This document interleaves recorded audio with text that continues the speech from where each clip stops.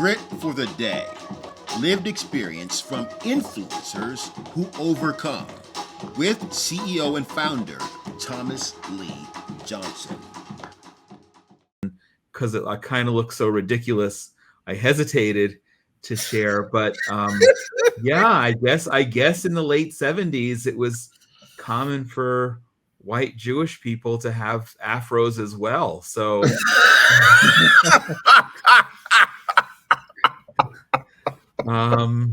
so with no shame. I understand you even had a pick. Is that right? I had a pick, and sometimes I thought it was cool, and I would stick it in the back of my hair so it would. That's how that. And I remember my mother sending me for. There was a salon where she would send me to get my hair cut. And what did I know? I was 11, 12 years old. But she spent a lot of money for that, and I'm trying to think retroactively why. I don't know. Why couldn't I just get a normal hair? I do have very curly hair. Now it's short, right. But it is very curly. So that was normal. And I suppose that was natural. But yeah, so I don't know. I've been a hairy person from one of my bar mitzvah presents was an electric razor. I've been shaving since I'm 12. So for 45 years. So I was and remain hairy, and now the hair is darker, lighter, and a little bit less of it in places where it used to be, and a little bit more of it in places where it didn't used to be. And I am a proud recovering Afro something wearer. Hey, it's good to see you. Welcome to Grit for the Day podcast. I am CEO and founder of agileimmersive.com, Thomas Lee Johnson. agileimmersive.com is a transformation strategy firm where we help organizations transform into higher performing versions of themselves. Today's episode is with Mr. Jonathan Feldstein, an old friend, a dear friend who describes his life as being dedicated to building bridges between Jews and Christians. Jonathan Feldstein is the president of the Genesis123 Foundation, an Orthodox Jew, a Zionist, a loving husband, father, and grandfather. He is also among the very few people whose parents have ancestral ethnic heritage as Palestinians who lived in Palestina before the time of England and during the time that England actually designated Palestine as Palestine, and also were of Jewish heritage. So he's a Palestinian Jew by ethnicity and by birthright. Very few people can claim that. Today's episode is a deep conversation about the nature of Jonathan's faith and how it shapes how he uses his time and, frankly, his grit to overcome what seems like insurmountable obstacles in building bridges between Jews and Christians. So about 2 years later, I came to Israel for the first time as a family trip, 2 weeks, us and our next door neighbors. So there were 2 families of 5, 10 people on a private bus. Except for my father, it was the first trip to Israel for all of us. And my father, why is that significant? Because my father was born here. And especially when I go out and I speak in churches and I talk about my early identity, of course, I was born into a Jewish family and I celebrated my bar mitzvah, but I was also born as an Israeli. My father was actually an Israeli. Before he was Israeli, he was what I call an original Palestinian because he was born here in 1937 when the British were in control, and the British called it Palestine, and the British called the Jewish residents Palestinians, not the Arab residents, but the Jewish residents. So for the first 11 years of my father's life, he was considered a Palestinian. And then in May of 1948, on the turn of a dime, he became an Israeli. Why do I mention that? My father gave me a name that he couldn't even pronounce. So whether he was telling me to go rake the leaves in our yard that was covered with fallen brown leaves from all of the oak trees, or do my homework or shovel the snow or whatever, he always called me Jonathan. And so I always had this Israeli identity along with my Jewish identity. And I'll tell you, that first trip when I came here as a teenager, I still don't understand it. But these are the neat things that God does, how he put on my heart then as a teenager that Israel was not just a better place to raise a family, but that's where I wanted to raise my children. Yes. So from that point, it was always my goal, always my dream to live here. You've met my wife, Lori, from around the same age. She had the same, different experience, but the same kind of vision. And so it was a natural fit when we met. It just took longer than we both planned. But sometimes the Yiddish phrase is, man plans and God laughs. So we're on his time frame, not on ours. And we've been here for 18 and a half years now. And we imported 5 of our kids who were born in New Jersey. And we had a 6th child born here in Israel. And I'll tell you, it has been the fulfillment of that vision that I had as a teenager. It is a much better place to raise kids. And it is a blessing to be here and to be the inheritor of that gift. You know, we're coming on Christmas and a lot of people are going to receive gifts and exchange them or return them. Well, God gave Abraham a gift and said, this is your land. I'm going to give you this land, and it's going to be for your descendants, and we're his descendants. And it's too precious a gift not to want to receive and be part of. Absolutely. Absolutely. It's an amazing stream of both inheritance. It sounds like identity. Yeah. Like family ties. Yeah. And an actual citizenship. I mean, that's just, those are things about you I didn't know. So you just, but having been here, you know the feeling, even if you're not Jewish, right? A lot of Christians especially come here and feel like they're home, just being here.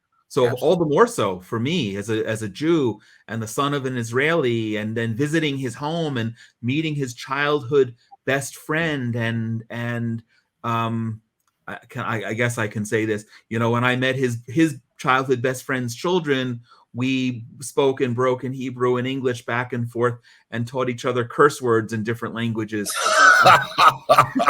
as teenage boys would do. Some people endure adversity to accomplish a vision. Some people endured adversity to make life better for others. And you fall in that latter camp, Jonathan. You endured adversity and you overcome adversity to make life better for others. What brought the plight of Jews in the Soviet Union to your attention, and why did you choose to do something about it? So when my youngest brother, who's 4 years younger than I, was preparing to celebrate his bar mitzvah, my mother, I'll never forget it. It's one of these etched into my memory forever. We were sitting at the kitchen table in Princeton. My mother read a magazine article about Jews in the Soviet Union. So he was 13. I was about 17 at the time. That's actually interesting. That's the age my father was when he left Israel and went to America. Different, it's a tangent. And I had never really known. That was, what year would it have been? Early 80s, I suppose. I had never really known that there was a problem for Jews in the Soviet Union. There's a long history of persecution of Jews in Russia and then Soviet Russia. And I knew that. And that's why many of my relatives left Poland and left Russia and came to Israel or came to America. Right. But when my mother read this article, it opened my eyes to something that I had never understood. We knew the Holocaust happened, but it was hard to imagine that Jews were being persecuted then still in the Soviet Union in the 1970s and 1980s. And of course, it was going on for decades. And I felt cheated. Where there was a thing that was very common in the day where young girls, boys and girls, would twin their bar and bat mitzvah with a Jewish boy or girl in the Soviet Union, and so that there would be a virtual celebration. You know, before we could do it like this, where you could see each other online, but there would be a virtual celebration, and we would always have that awareness that we're a big people all around the world throughout the diaspora. Yes. And I felt, goodness, how come I wasn't given this opportunity? And so what I did was I adopted a family on my own, a Jewish family in Moscow. On your own. On my own, I decided if I wasn't given an opportunity 4 years earlier for my bar mitzvah, that I could still, and had I think the obligation to do something. And I started writing letters to the family, and discovered that they had a daughter 2 years my junior. So, and they had reasonably good English at the time. And we basically became pen pals, but my agenda all along was to get them out. I wasn't writing letters for the sake of writing letters. My objective was to get them out. And I didn't really know how I was going to do it, but that was the goal. That was the commitment. Years later, when I had my 5 of my 15 minutes of fame as person of the week on ABC News. Did you know about that? You sent me the video. Okay. Yeah. Right. Yeah. So during that period, that was the culmination of getting the family out. But I had plotted a lot of stuff, and I just shared with you recently an article, because I had adopted this family. That was probably like 82. And by 1985, I made my first trip to the Soviet Union to visit them. I was 20 years old on my own in the Soviet Union. And I wish my parents were alive now to have the conversation. I don't know what they were doing letting me go to the Soviet Union by myself as a 20, right? We had jokes. How did that conversation go? Hold on. How did that conversation go? Mom and Dad, I want to go to America's arch enemy, right behind the Iron Curtain. Go ahead. No internet, no cell phone, no WhatsApp, no way of. I'm just going to go for 10, 12 days, and I'm going to do things that the Soviets will consider illegal, and for which I could get arrested and sent to prison. I on the plane to Moscow, I drew postcards on index cards, and I drew, you could picture it, bricks of a wall and bars in a window. And I would caption the picture, the view from my room, because I was sure that I was going to be arrested. I was sure that I was going to get in trouble. We could go on and on about the things that I did, that I brought with me. Whatever a 1980s computer looked like, I brought one with me and gave it to a man in Leningrad who was a computer teacher. My Lord, if they had caught me, boy, I'd still be in Siberia, really. But what's interesting about that is that on the first full day I was in Moscow that summer, I was able to contact my family. They knew I was coming. By the way, we always had to write and occasionally phone calls, very surreptitiously, because you couldn't speak about things overtly because everything was being monitored by the KGB. Of course. So I went to their apartment. I met the father, Victor, and my pen pal, his oldest daughter, Katya, who went by Kate. And half an hour into our very first visit, I proposed marriage. And you didn't read that part? Okay. I was going to marry her as a fictitious marriage, which is illegal in America, and a severe penalty that I researched. It's to get her U.S. citizenship. This was my agenda. I was going to get her out and then use her as the anchor to get the rest of her family out. Wow. Long story short, it's kind of funny the way some of the things happen. I don't know what I was thinking then either, to be honest. It was crazy. But long story short, because of my activism in the 80s, they got out in July of 87 as 4 of fewer than 900 Jews who were allowed to leave the Soviet Union that year. Fortunately, before my second trip to the Soviet Union, where I was going to begin the process of a Soviet civil marriage in order to do this. And at that point, I knew I was coming against Soviet law and American law. Wow. Yeah, so I have my fun.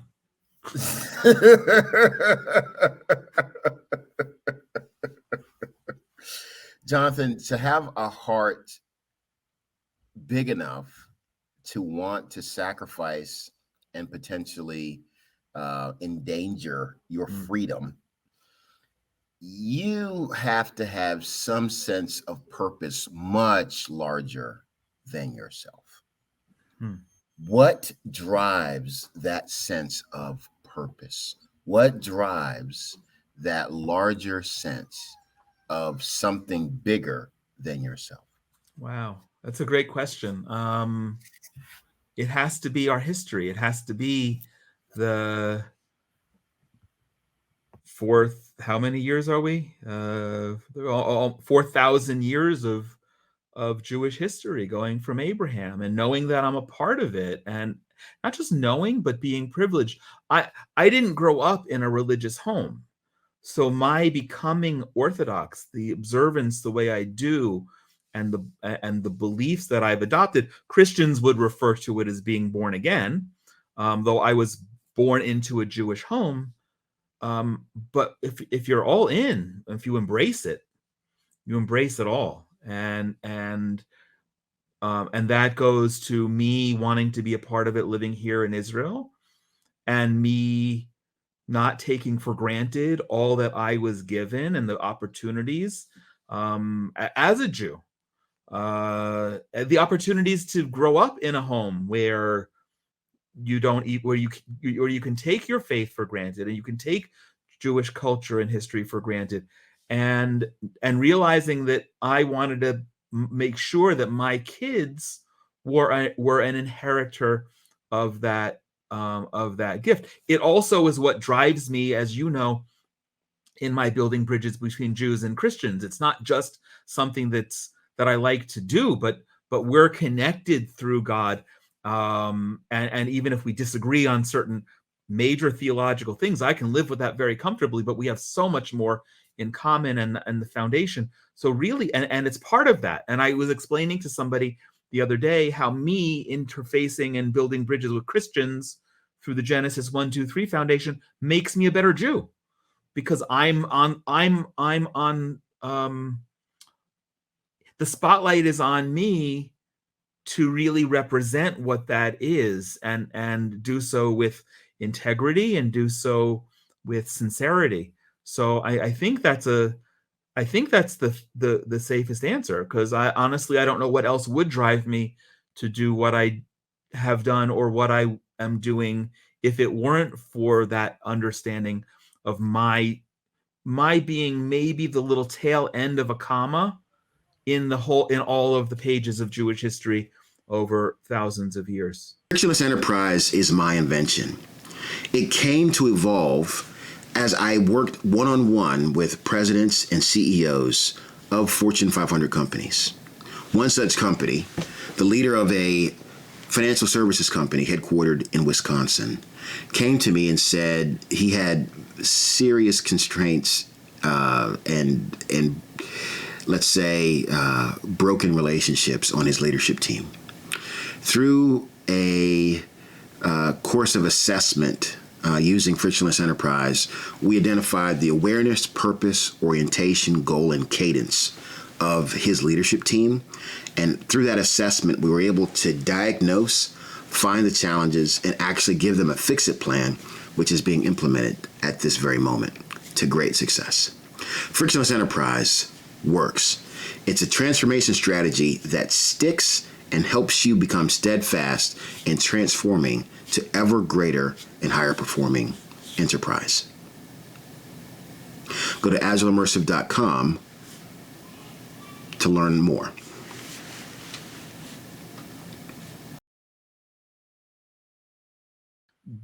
But overcoming and building bridges, it has to be a two-way street. It has to be me representing myself to you and other Christians, but also coming back here and being a faithful representative of why you're real, and why it's significant, and why we need to have relationships. And a lot of Jews at best don't understand, and at worst don't trust, don't care, don't want to believe, assume that there's a negative agenda. I got big flack for writing a huge critique of a film that came out 2 years ago, which was a slanderous Israeli documentary about the reason why Christians support Israel. It was horrible, and I went all in to do that. That's one challenge, and I've lost friends as a result. And we're talking about my kids. I got one married and 5 yet to be married, and I'm sure that one of my kids, one day is going to bring home a prospective spouse who won't be so comfortable with what I do because they don't have a global view on Christians and Christianity, and that I know I'm setting myself up for uncomfortable moments, and I've lost quote unquote friends.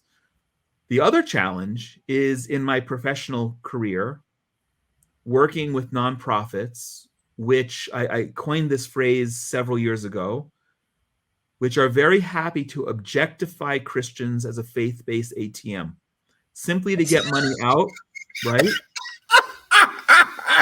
Faith-based ATM. Faith-based ATM. And simply to get money out. And how does an ATM work? You punch in a 4-digit number. You slip your card in, you punch in a PIN number, and you take out your cash. And that's certainly not a relationship I would ever want to be involved in even if you had that. And so I work for a couple of organizations. One of them, when you and I met years ago, all they wanted was for me to raise money. And that's how my success was measured. And if I didn't raise enough money, I wasn't succeeding. And there was no integrity involved. There was no understanding of the need to build relationships. So this is a big challenge. And it's not just Jews and Israelis that do this to Christians. There are Christian ministries that do it, that represent things that are not fully honest or with integrity, as if this is, you have to give us money because we're doing X, Y, and Z, and this is how you're going to bless Israel and be blessed. And some of that is only about getting money, which is passable if it has integrity. But a lot of it I can see isn't honest. So they're really objectifying Christians and abusing Christians.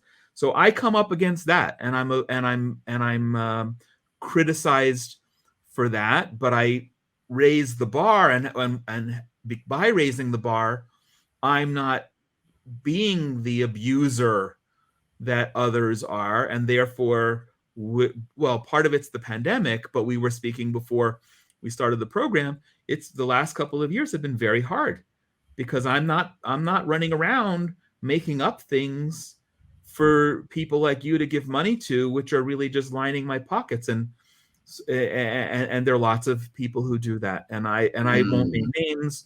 People can be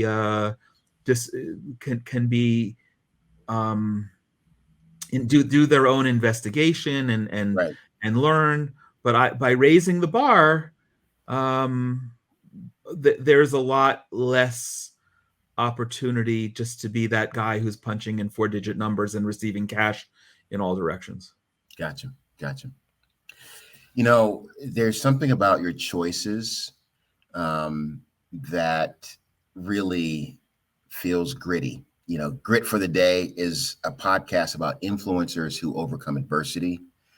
And I would say, Jonathan Feldstein, you are an influencer who overcomes adversity to drive up the integrity, the relational unity between Jews and Christians in a way that is long-standing and has a longer global view in mind. That's rare grit, my friend. That's rare. Today's episode with Jonathan Feldstein, we learn about rare grit. Rare grit is selfless, even to the point of sacrifice. Sacrifice of friendships, sacrifice of comfort.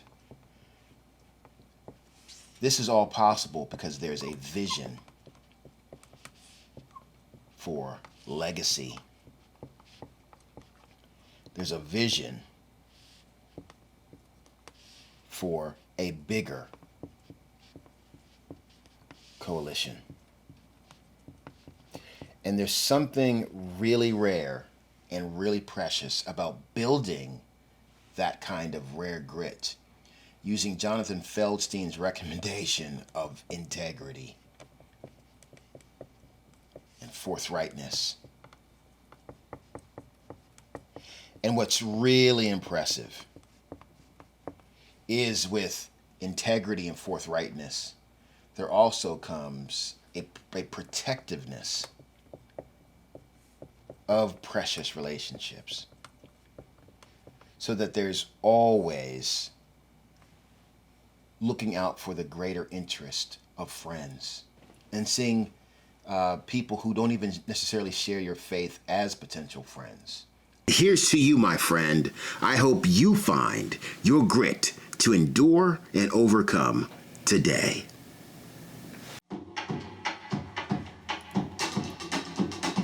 Grit for the day. Lived experience from influencers who overcome, with CEO and founder Thomas Lee Johnson.